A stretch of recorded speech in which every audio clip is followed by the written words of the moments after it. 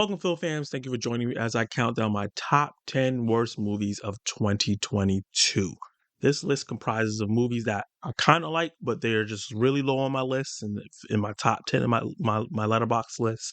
Movies that absolutely bored me to death, and movies that were just poorly made. Let's start with number 10. Tall Girl 2. The Tall Girl series, which I don't know why we have a series, is like the most ridiculous teen drama series that we ever had. A girl being tall, and that is her only gripe in life. I mildly enjoyed the first Tall Girl, despite it being not such a great movie.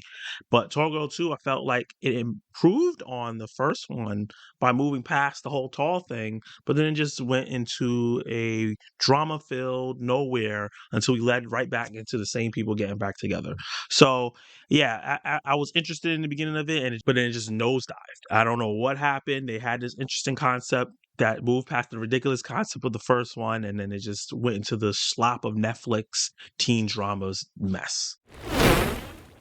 Beavis and Butthead Do the Universe. Another movie on this list that I fairly like, I grew up on Beavis and Butthead. This was my jam back in the day. I used to laugh at this show a lot, but I think I've grown out of the type of jokes that they tell, the kind of storytelling that they tell. And it started off really good, but the joke just ran on a little too long, and it had some interesting parts where it seemed like Beavis and Butthead was growing, but at the end of the day, they're Beavis and Butthead. If you're a fan of this, and if you're still a fan of this type of comedy, you'll probably like it, but it's something that's going to be pretty forgettable for me. Honk Vegeta Save Your Soul. When I first saw the trailer for this movie, I was super excited to check it out because I think Regina Hall and Sterling K. Brown are two of the best actors doing it that don't get enough recognition and enough projects to really showcase it. And unfortunately, this was not one of them. It was a documentary, mockumentary style movie detailing the life of a priest that had some sexual issues, what goes on in real life. And I think they had some interesting things to look at, but didn't have much to say. And there's a point in this movie where Regina King like wears clown masks and kind of does a song and dance, and kind of felt like that's what they were doing the whole movie. And it felt like it just went nowhere. And they had so many cool different ideas and aspects to touch on a priest who is struggling with his sexuality and into like and maybe a pedophile, and his wife who knows all this stuff is happening but turns a blind eye because she doesn't want to break up her Christian family.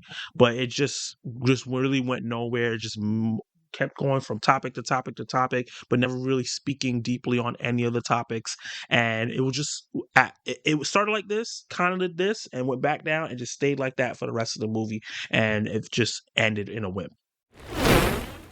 Clean, directed by Paul Sober and written, starring, produced, and the music by Adrian Brody. Adrian Brody is one of those actors, those working actors. Every time you see him, he does a great job in whatever role that he's in. I really like him as an actor in everything I've seen him before, and I'm excited that this is the vehicle he picked. His John Wick. Or his Nobody. That's what it felt like he was trying to do. But the movie was slow. It was dreary and not in a good way. It had a bunch of stereotypes in it, and it just took really, really long to get to like the meat of the story and the action. And the action was just the most bare bones, basic old man fighting gangsters action that you can see. It was very stereotypical, and the performances were just okay. It was a lot of the movie. I was just bored. There were certain things they did in the movie that I felt was going to tie back in and make things interesting, and it just went nowhere.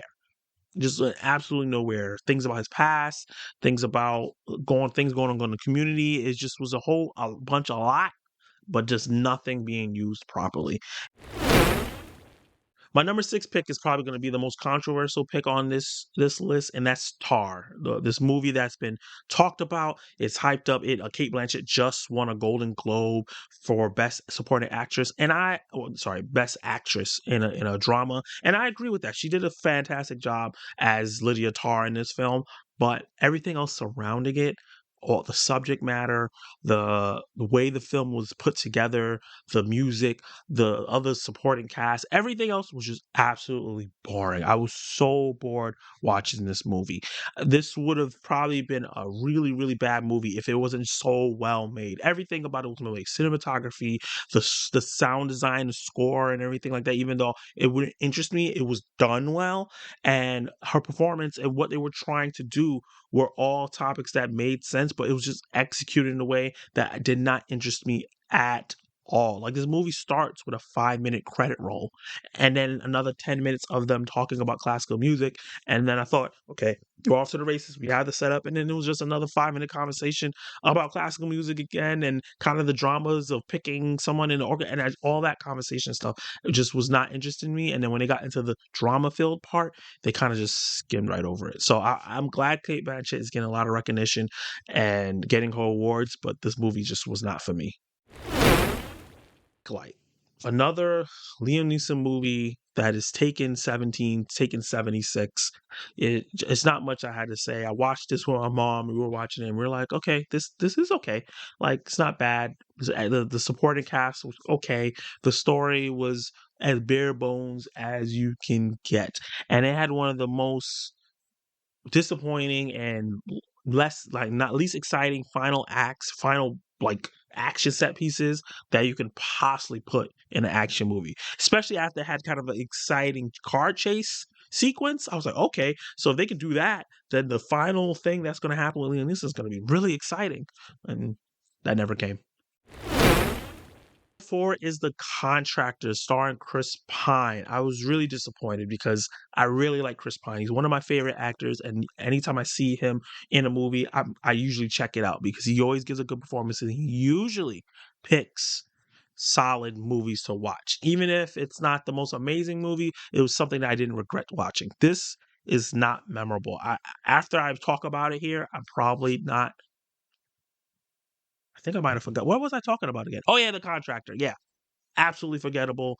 Another like John Wick-ish kind of movie, but more dealing with the military, and it just felt like another movie where a lot of nothing was happening, and another third act that's very predictable and something that you've seen tons of times, but not executed in an exciting way.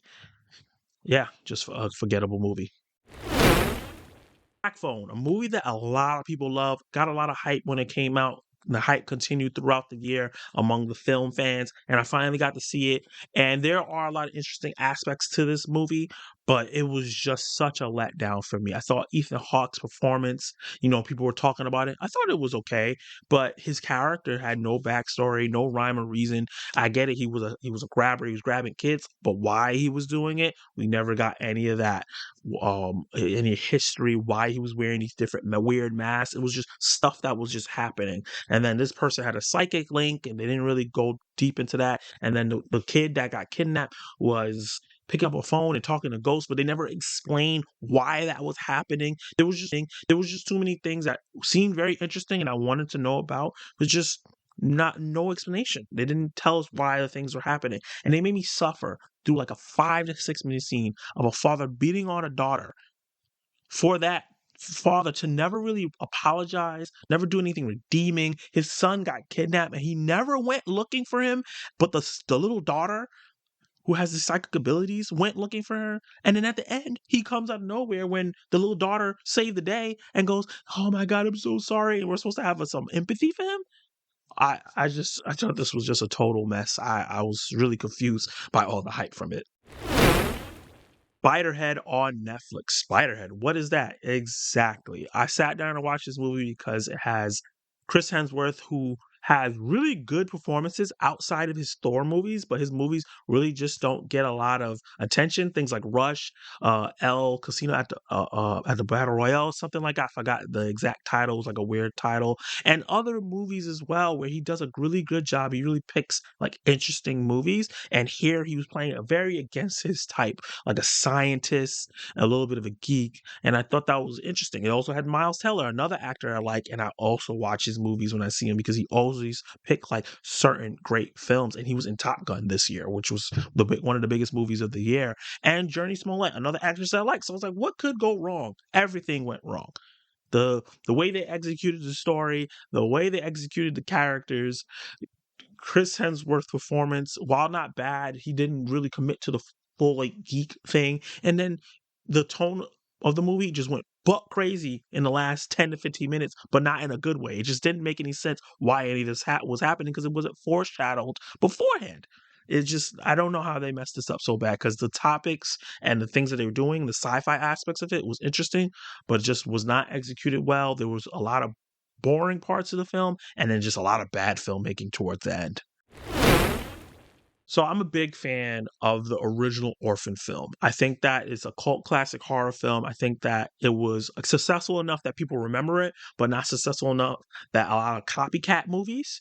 So it's a special movie because there's not a lot of movies like it, but it's also a cult classic and it's done really really well through and through. So I was mightily excited when they said they were going to do a new movie. I thought it was going to be the sequel, but they instead did a prequel. 13 years later, with the same girl from the first movie, but she is now in her 30s and they did not de-age her. That was the first mistake because you could obviously tell this was a grown woman trying to play a little girl and it was really weird. The second mistake is that they didn't do anything original with the plot. It was the same exact movie as the first one, but it's a prequel. So it doesn't add any layers or anything to her that would expand on the first one, which I think is what a prequel should do. It should either expand on the first one or introduce new characters where you can bring them back maybe into a third movie or something. And they didn't do that. They just retreaded the same things. Then another mistake is they did an interesting twist. I was sitting there very, very bored watching this movie. And worse than being a bad movie is being a boring movie. Because with a bad movie, I can at least laugh. With Spiderhead, my number two pick, I laughed at a lot of the parts in that film because how bad it was. So you know, like it's still a bad movie, but at least I got some entertainment out of it. I didn't get any entertainment out of this because it was so boring. They did this twist, and I was like, "Oh, this is interesting. This is different." And then nothing with it. They just went par for course and just ended on a this movie was so boring. Where like if you saw my top 10 list of my best movies I saw in the year, Everything Every All at Once was number one, but it was like a big number one, like up here, and then number two was down here. Like it was far ahead of everything. Orphan First Kill is all the way down here. You can't see where I'm going. I'm touching the floor right now as the number one worst movie I've seen of the year, and then Spiderhead is somewhere down here. It was just such a boring movie, and it almost ruined a movie that I really like. So that is my top 10 worst movies that I saw in 2022. Honestly, I avoided a lot of movies that I thought was gonna look like trash, and unfortunately, in 2023, I'm going to start expanding and watching movies that I usually won't like watch, so you guys can get my opinion on them. But like things like Morbius, avoided completely. The Sony Spider-Man movies I really don't care for or want to watch because they just look really bad. And like Marmaduke was a really bad movie. These are things that I usually just avoid. So these are like the top 10 movies that were on the bottom of my list of the 80 movies that I saw in 2022. Some of them are actually pretty bad. Some of them are just really disappointing. And some of them are just boring as hell. But that's enough of me. What movies were the worst movies that you saw in 2022? You can give me your worst movie that you saw, your top 10, your top 15, your top 20. Let me know down below. Let me know what you think of my picks. Is there any films here that you really, really liked and you think that I'm crazy? Like Tar, I'm pretty sure a lot of people are going to be mad about that pick, or And the Black Phone. And let me know down below how you feel. If you like my video, hit the like button and subscribe to the channel and hit that notification bell so you can be notified of my reviews, reactions, and ranking lists coming. I have a bunch of reviews and reactions that I've done in the past couple of days. The links to those are going to be in the description below. Check those out, and you can also check it out on my channel. And coming up is the review for Plane, the new Gerard Butler action film. I'm excited to check that out and let you guys know my thoughts. And you can watch more of my content right now.